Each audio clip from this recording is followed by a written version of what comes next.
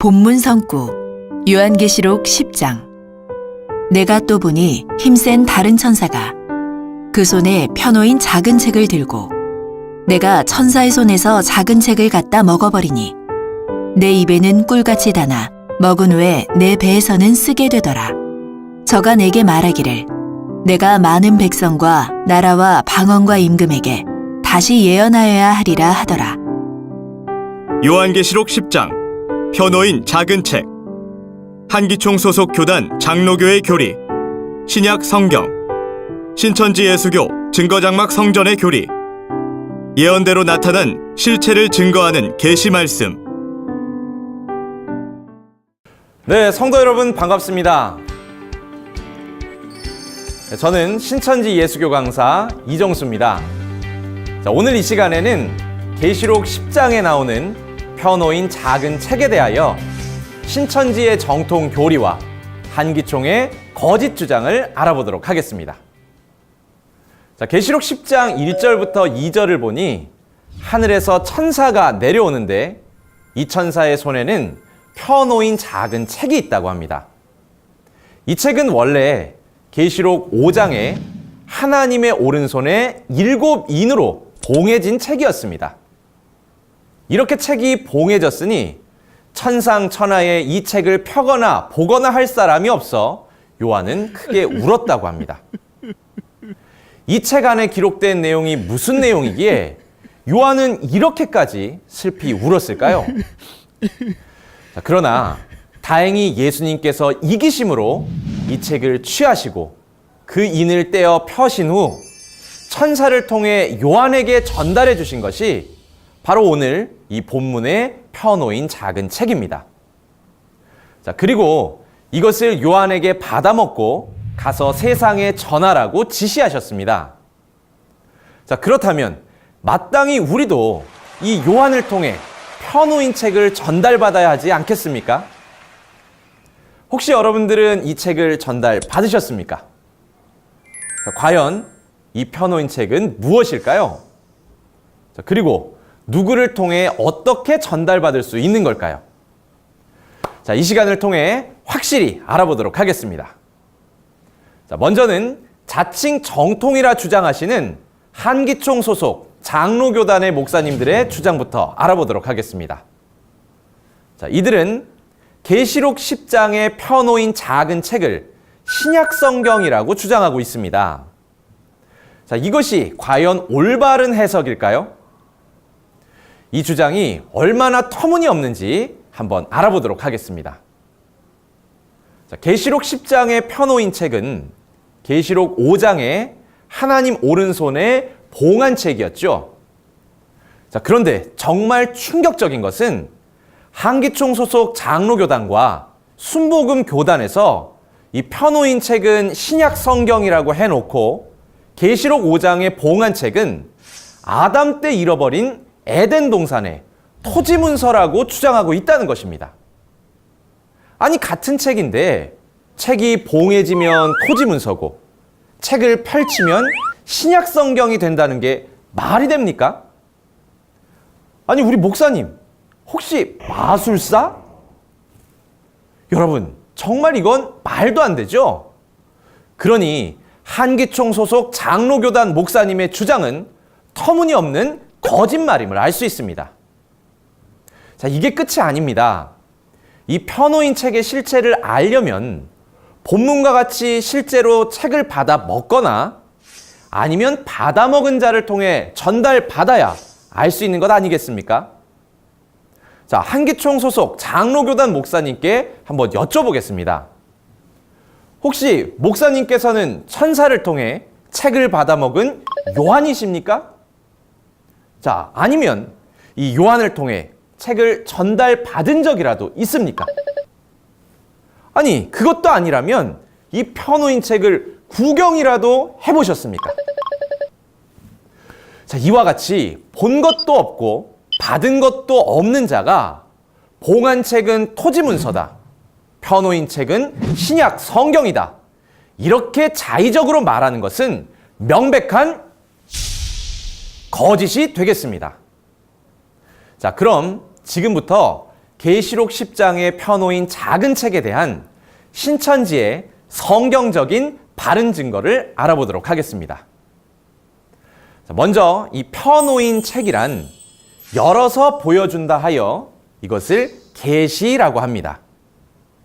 그러나 반대로 계시록 5장과 같이 열지 못하게 꼭 붙이거나 싸서 막은 것을 봉함이라고 합니다.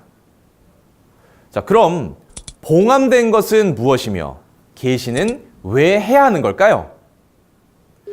다니엘 12장 4절과 이사야 29장 11절에 가서 보니 모든 묵시, 곧 예언서가 마치 봉한책이 되었다고 합니다. 그러니 봉함된 것은 바로 장래사가 기록된 예언서라는 것을 알 수 있습니다. 우리 성도님들 혹시 예언서 읽어보셨나요? 읽어보니 이해가 쉽게 잘 되시던가요?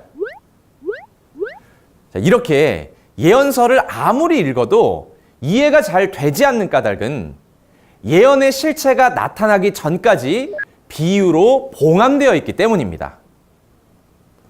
자, 반대로 편호인 책, 곧 계시란 비유로 감추었던 예언이 때가 되어 실체로 나타났을 때 그 실체를 보고 듣고 증거하는 것을 말하는 것입니다.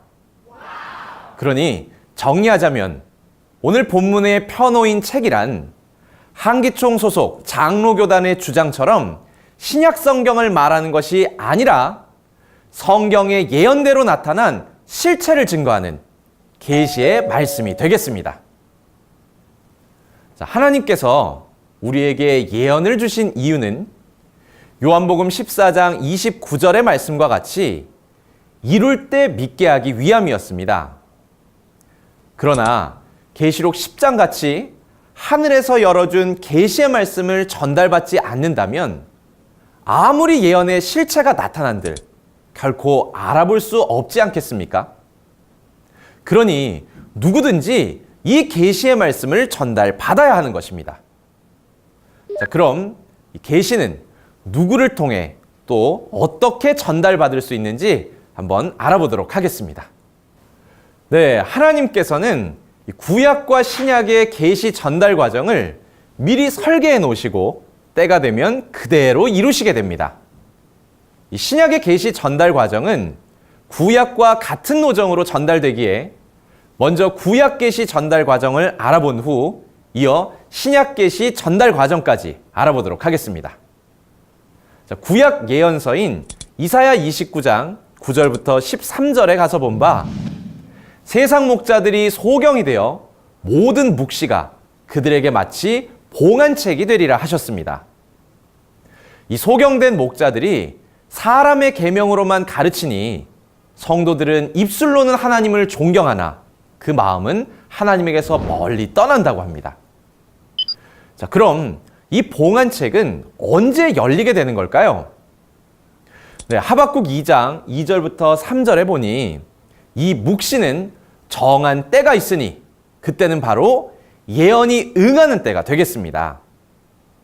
그때가 되면 에스겔 1, 2, 3장의 예언과 같이 하나님께서 인자라고 하는 한 목자를 택하시게 됩니다. 그리고 이 목자에게 편호인 책, 곧 계시의 말씀을 받아먹게 하시어 사람의 계명으로만 가르침을 받은 이 패역한 이스라엘 백성에게 가서 전하라고 지시하게 됩니다. 그러니 오직 인자와 같은 약속한 목자 한 분을 통하지 않고서는 계시의 말씀을 전달받을 수 없는 것입니다. 자, 우리 성도님들은 이 구약 성경의 약속대로 편호인 책을 받아먹고 전하는 이 인자가 누구인지 알고 계십니까? 네, 눈치채셨다고요? 맞습니다. 그분은 바로 인자이신 예수님이십니다.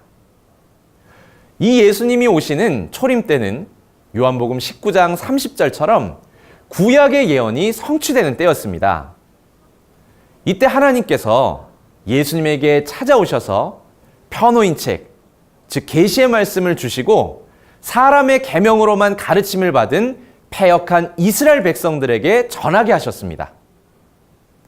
마태복음 11장 27절에는 아들과 또 아들의 소원대로 계시를 받는 자 외에는 하나님을 알 자가 없다고 하셨고, 요한복음 17장 3절에는 참 하나님과 예수님을 알아야만 영생할 수 있다고 했으니, 초림 때 세상 모든 신앙인들은 오직 예수님 한 분을 통해 계시를 받아야만 구원과 영생을 얻고 그토록 소망하는 천국에 들어갈 수 있었던 것입니다.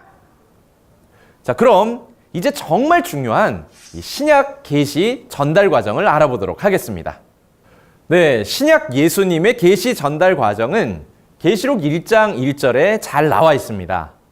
자, 보시는 바와 같이 하나님, 예수님, 천사, 요한, 종들 순서가 되겠습니다.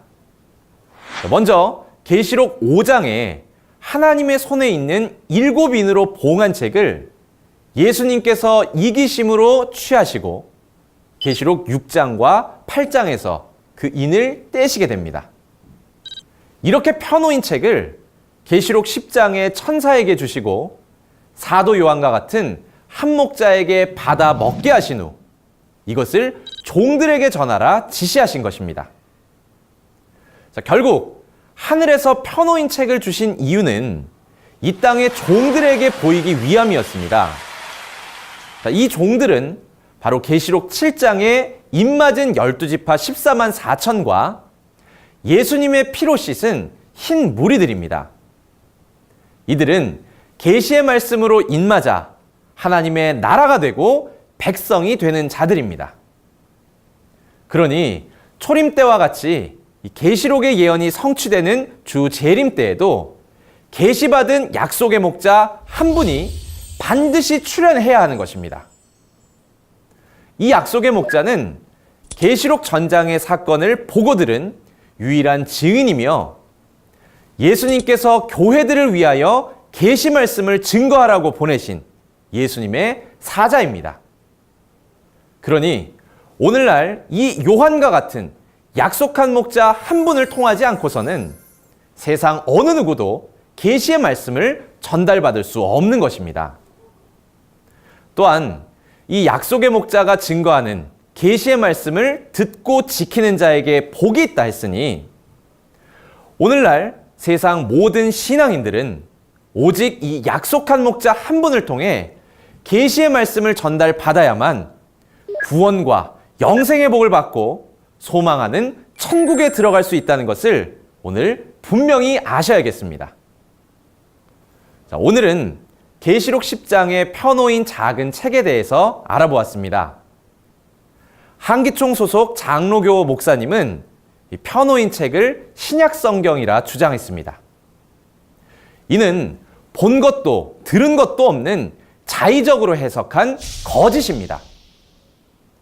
반면 신천지는 예언대로 나타난 실체를 증거하는 계시의 말씀이라고 성경적으로 증거하였습니다. 이는 약속의 목자가 사건의 현장에서 보고 들은 참 진리입니다. 요한복음 14장 24절에 보니 2000년 전 예수님의 말씀은 예수님 안에 계신 하나님의 진리의 말씀이었습니다. 신천지 약속의 목자는 계시의 말씀을 받아 먹으셨기에 인류 최고의 진리를 증거하실 수 있는 분입니다. 그러니 누구든지 신천지 약속의 목자를 만나서 하나님의 씨로 거듭나야만 참 하나님의 자녀가 되어 천국에 들어갈 수 있는 것입니다. 하지만 반대로 요한복음 8장 44절부터 47절에 보니 사단이 들어쓰는 사단의 목자는 거짓말을 합니다. 그러니 오늘 확인하신 바와 같이 거짓을 주장하는 한기총 소속 장로교단의 목사님들은 그 속에 마귀의 영이 있음을 스스로 증거하고 있는 것입니다. 거짓말을 증거하는 것은 마귀의 씨를 뿌리는 것이며 그 씨로 나게 되면 마귀의 자식이 되어 불과 유황이 있는 지옥으로 갈 수밖에 없는 것입니다. 현재 여러분은 본 것도 없이 사람의 계명을 가르치는 한기총 소속 목사와 함께하고 계십니까? 아니면 계시의 말씀을 증거하고 있는 신천지 약속의 목자와 함께하고 계십니까? 신천지 약속의 목자는 계시의 말씀을 통해 하나님의 실존한 자들을 추수하여 12지파 14만 4천을 인치고 어린 양의 피로 죄사함을 받은 흰 무리를 모아 하나님의 영원한 나라를 창조하고 있습니다. 이곳이 바로 신천지 예수교 증거장막 성전입니다. 이곳에 펴놓인 작은 책을 받아먹은 약속의 목자가 있기에 천상천하 누구도 풀지 못했던 요한계시록을 그 실체와 함께 밝히 증거하고 있는 것입니다. 이로 인해 말씀이 없는 한기총에서 떠나간 가나안 성도들이 계시의 말씀이 있는 이 신천지로 몰려오고 있는 것입니다. 그러니 지금까지 거짓을 밥 먹듯 주장해온 한기총 소속 목사님들, 제발 회개하시고 거듭나시길 바랍니다. 그리고 우리 성도님들은 부디 참과 거짓을 잘 분별하셔서 소망하는 천국과 영생에 이르시기를 기원드립니다. 대단히 감사합니다.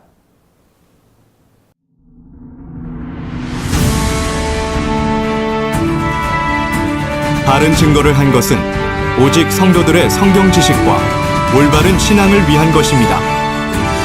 주석 및 자의적 해설은 증거물이 없고 대신은 증거할 실상이 있습니다.